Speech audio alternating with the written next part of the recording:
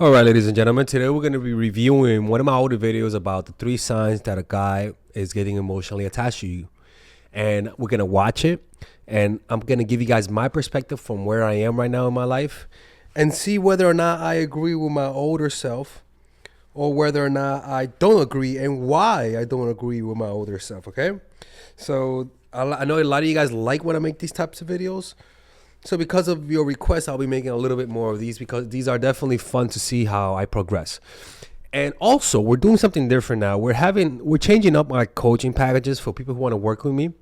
We're doing packages now. So, for example, like naturally, a coaching call with me for like 45 minutes is $199. Now you guys can purchase 3 coaching calls, which is good for people who have ongoing situations. You could get that, which could originally be $600. You guys can get it for $500. So it's kind of like, it's like for 3 coaching sessions, that's 15 minutes. You guys could, rather than paying $300, I think you pay $250 or something like that. Yeah, something like that, right? But the point is that we have packages now. You don't have to just buy one-off type of things, and you can get it at a discount. For a lot of my clients who continuously work with me, you guys should get that so that you don't have to buy one each time, and it's a little bit more expensive that way. So click on the description down below to work with me one-on-one so that you can see the packages that I have. All right, so look, and another thing that I have to tell you guys, we're having meditation meetups. To attend these meditation meetups, I think this week we're doing a meditation walk. Click on the description down below to purchase tickets and hit the like button and subscribe to this channel, or else I'm closing it. All right, let's begin. Like a bowl. So before we begin with the 3 things, let's first get this understanding, right? 1, it's all based on contrast, right? You gotta first know, how does he behave in the beginning of the relationship? Because some people have this unhealthy attachment style wherein they are the type of person that gets attached fast. That's not healthy. Somebody cannot be loving you in the first week. And don't forget, hit the like button and smash the subscribe button and the notification. A lot of you guys are watching these videos and are not subscribed. That hurts my feelings. So hit the like button, subscribe, hit the notification, or I'm closing the channel. Like, if a guy's already falling in love with you within the first week, don't be thinking you're this lovable, okay? Do not think you're this lovable. Most likely look at his past relationship, ask him if his ex dumped him or whatever. The point is, it is not healthy to be falling in love with a random person in the first week. That might be a sign that he might be doing some transference. What's that called? I think it's called transference, I believe. When one emotion for one person transfers over to the other person, right? And you think you love them, but in reality, you're just not over the other person, right? So that might be one of those things, or it might be one of those traumatic things where something traumatic happened in their lives, and so they need somebody to love them to make it feel good, right? Or they're just having an super anxious attachment style where that is not healthy, right? So that's the first thing, right? It's all about contrast. The second thing is that if he's falling in love too fast within a month, if you're noticing that he's trying to advance things up too fast, that is not the sign that he's becoming emotionally attached to you. Yeah, he is liking you, don't get me wrong, but it is not based on your interaction with him.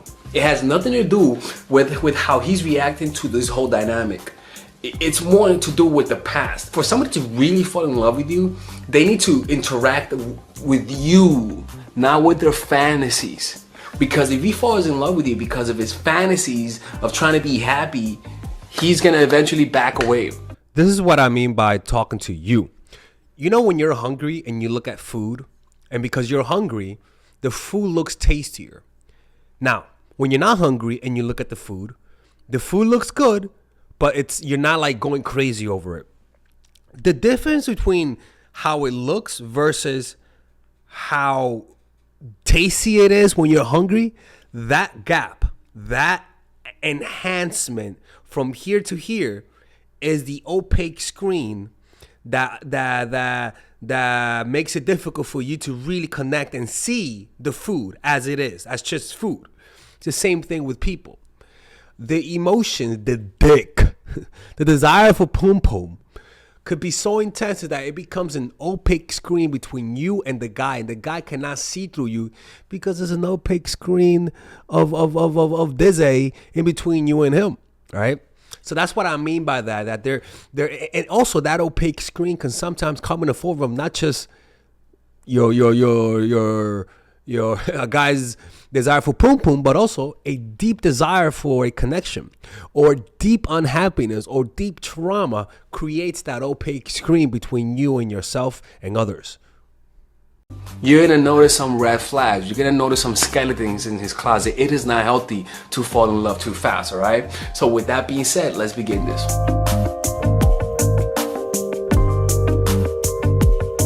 All right, so the first sign that this dude is getting attached to you is that he's getting jealous. Simple as that. Now, mind you, it all depends on the baseline of how things started. You see what I'm saying? So that's why I always tell you guys, and look, a lot of you guys don't agree with me, and it's okay, but I always recommend you never start off with the mentality, let's get into a relationship, unless you're religious and unless that's part of your culture. Always start off as, let's just see other people in the meanwhile and get to know each other, right? The reason why you're saying this is to set it up. Because then, after like a month and a half or 2 months or 3 months, you mention another dude, right? You say, and he might even say, so are you seeing other guys? And you say, well, this dude took me out, it wasn't nothing. Never say sex, just say he took me out, nothing happened. You see what I'm saying? Just say he took me out, nothing happened. And what's gonna happen is that he's gonna get jealous. You're gonna notice in his face, he might get like this, he might get turned off. Not turned off in terms of he doesn't want to see you no more, but sad in terms of, aw. Now, another thing that's very similar to this is that he gets offended easily. It's like he all of a sudden becomes more sensitive. I remember one time this girl said to me, yeah, you know, like I would introduce, she talked about how she introduces guys, but she kind of insinuated that she wouldn't introduce me to her friends. I don't know why, but she said that. I could promise you that at that time, the reason why that girl didn't want me to meet her friends was because I talked too much. I really did. Like, I was able to get girls. I was able for them to be attracted to me, to want to talk to me.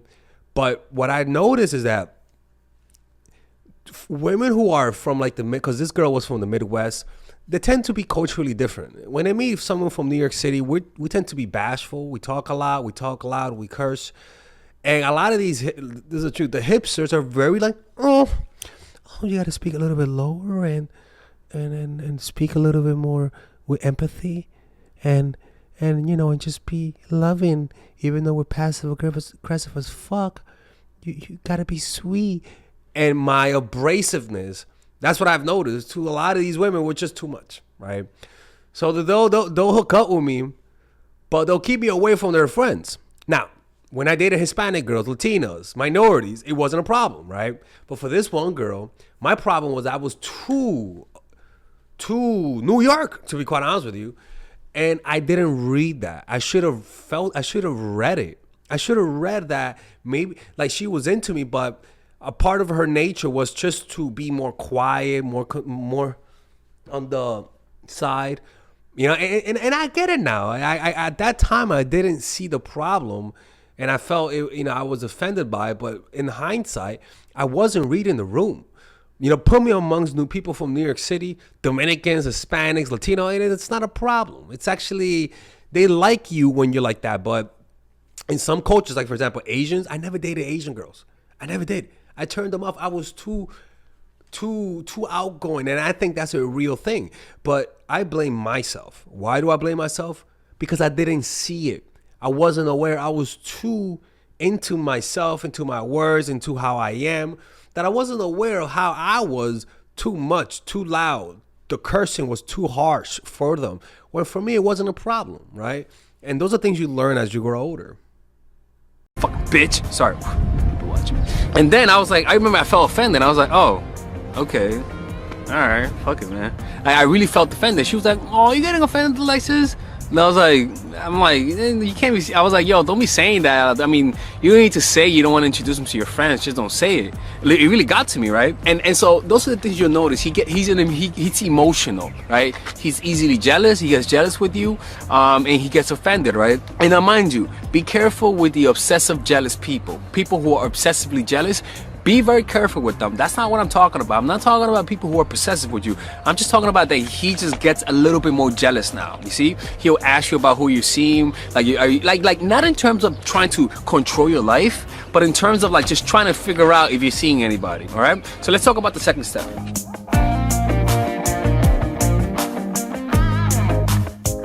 I swear to God, I half expected Ron Jeremy to pop up on the screen. That music sounds like Sounds like porn music. Okay, so the next sign that he's starting to get emotionally attached to you is that he's asking to spend time with you. Not just spending time with you to have sex or as a date, but just to spend time with you doing innocuous tasks. I remember I was seeing a girl and she asked me to hang out, and she would tell me to hang out with her as she was doing homework. That's the same chick that I was telling you about. My lord, was she a smoke show, ladies and gentlemen. She was this Polish, red-headed, with the heavies, slim. God have mercy. As she was cooking and whatever the hell she was doing. The point is that when a guy asks you out to do things with him, to go to the park with him, to do non-sexual things like let's do homework together, let's do work together, and he asks you to hang out and you guys are watching TV together, you guys spending the day together, that's a sign that he's developing emotions for you. And that happens to me. It's a natural progression of a relationship. You'll naturally want to spend time with them outside of sex, because it's emotional. It's an emotional thing. It's not a sexual thing. But if you're noticing that he's only asking you to hang out, to have sex, to go drinking, to go smoking, to do things that doesn't require quiet time with each other, like anything that's in the way between a human to human connection is not good. What I'm talking about is when you guys just spend time together. When he asks you to come over and just talk. When he asks you, when he invites you to do his errands with him. When you ask him to hang out to do something randomly or innocuous and he says yes. So those are the signs that I want you to look for. And let's talk about the third sign.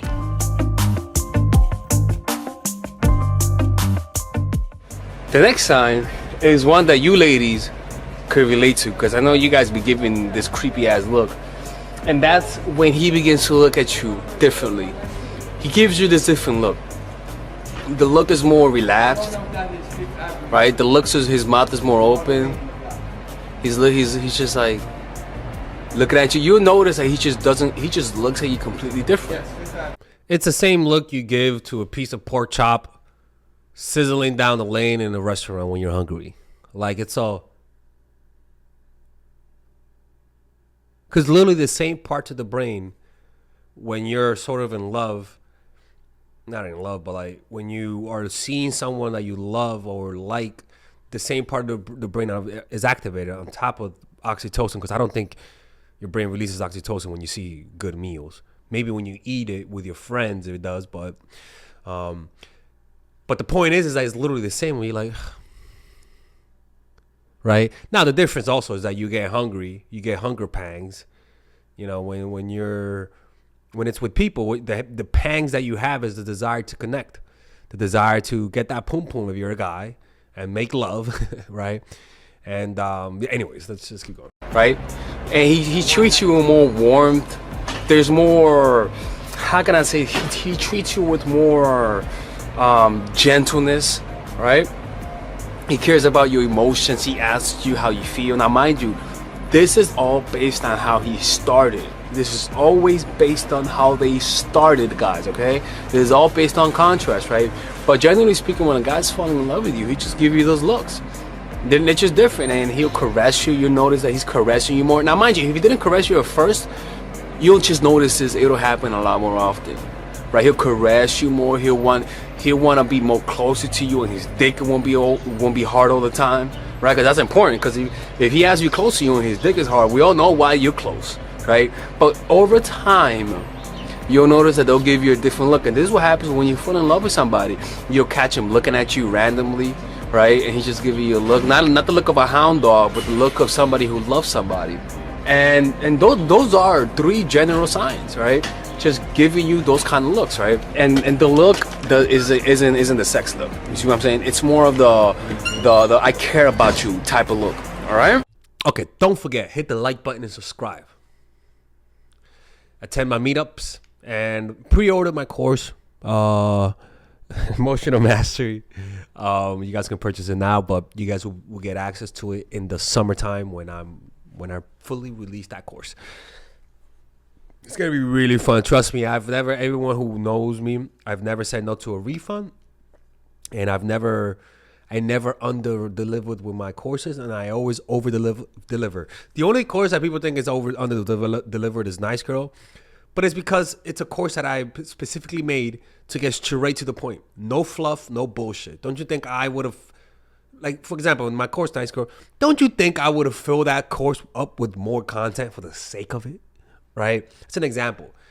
But even when I make a short course, you guys can rest assured there's a reason for the shortness of it. Because sometimes people become information junkies. I don't want you guys to be information junkies, even though it benefits me. Trust me, I know making the course longer, I could charge more and it looks better. I know that. But I choose not to, for example, with that course. Why? Because I know what's the point. I know the outcome. If you watch it, you get the results. Don't ask how long it is. Ask whether or not it gets the result. If I can make a course that's 5 minutes, that can fulfill the promise of a course that's 3 hours, like, you get what I'm saying? Like, the point is the outcome. And I can promise you, if you get Nice Girl, for example, let me tell you something, man. You're not going to be a nice girl no more. All right, so if you're a nice girl, if you're tired of being played, if you're tired of people not respecting you, if you resent that people don't take you seriously, if people just see you as a sex object, if you feel like people are always playing you, I would highly recommend you check out this course called Nice Girl. I rarely put out courses, and every one of my courses is a specific purpose. Psychological Game of Attraction was for single people. Natural Chemistry was for women in relationships. This course is for specific nice girls. Now, most of you guys are nice. Most of you guys have great hearts. Unfortunately, men take advantage of you. So I have this limited time course. Specifically, you guys can only buy it and get access to it July and November. Now, if you purchase it in July or November, you could have access to it all year round. But you could only purchase it July and November. So this month only, you guys can purchase this course. It's only for a limited time, right? So in this course, you're pretty much going to learn about how to set boundaries, how to project a powerful presence, how to create healthy boundaries, how to communicate yourself in an assertive way, how to not let people take advantage of you. Like, you're gonna learn the art of how to identify those who are trying to take advantage of you, how to assert yourself, signs of weakness, signs of strength, and how to communicate signs of strength, and how to lower the signs of weakness. All of these things, I can promise you, ladies and gentlemen, look, okay? If you just do what this course says, just doing what this course says is gonna improve not only your dating life, but your professional life, your personal life, your social life with your friends and family, because people will always try to test you. People will always see whether or not they can take advantage of you, even a fucking child. So by purchasing this course, you could create a healthy immune system. There are 3 types of immune system. There is your body's immune system. There is an emotional immune system that you increase through meditation. And then there's a social immune system that is through self-assertion. Okay, so this course will help you build that social immune system to push away certain behaviors from your life and certain people, and by default you attract the right people. So check out that course. One, it's not okay. Look, I'm just gonna be honest with you. It's not gonna fix the problems 100%. I'm not here to lie to you guys. I'm here to give you a realistic expectation. Okay, it's not gonna completely change your life from day to night. But if you do what the videos say. Okay, if you're 20%, if you're at a 20% in terms of assertiveness, by finishing this course, you could go through it 40%. Now you guys might say, where are the evidence for it? In my life only. Okay, and through people's experience, through applying these methods, and through doing research about what actually helps assertiveness. Okay, so I thoroughly researched this course. I put a lot of thought into it. It's not complete. Next month, I'm going to add another part, which if you buy it now, you're going to have access to it. Okay. So I'll see you guys inside that course, and stay toxic, my friends. Purchase it now, or I'm closing the channel. Okay. See you guys inside.